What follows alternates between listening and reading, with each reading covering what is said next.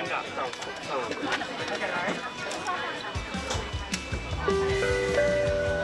宾889号，请到6号柜台，谢谢。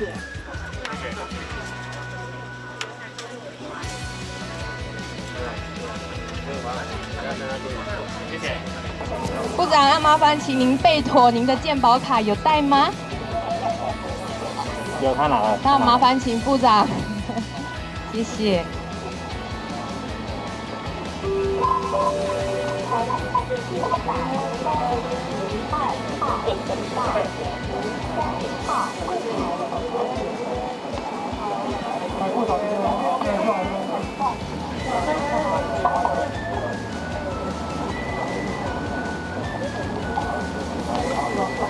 部长，确认好点收数量之后，记得背面要签名哦。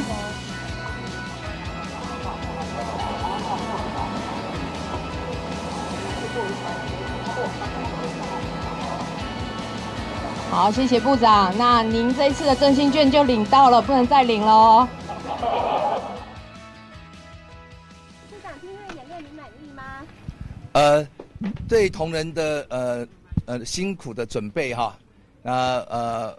我表达慰勉他们确实辛苦了但是我想到时候7月15号在领振兴3倍券的时候，一定还是有很多突发跟特别的状况。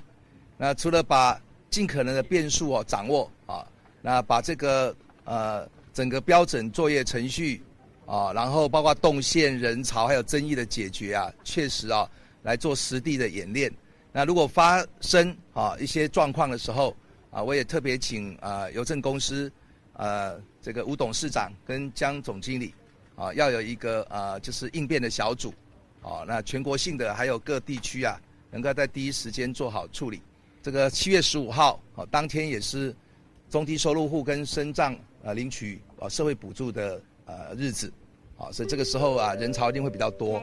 然后尤其在邮局，它又有日常的业务所以这个时候怎么样主动去征询了解来要到邮局的人他的目的那能够引导那做好分流。那如果有特殊的状况可以专人的处理不会干扰到整个动线的一个顺畅这些都是演练我们可以把很多的可能的变数把它掌握住那但是当场的应变机制也是要加以来落实。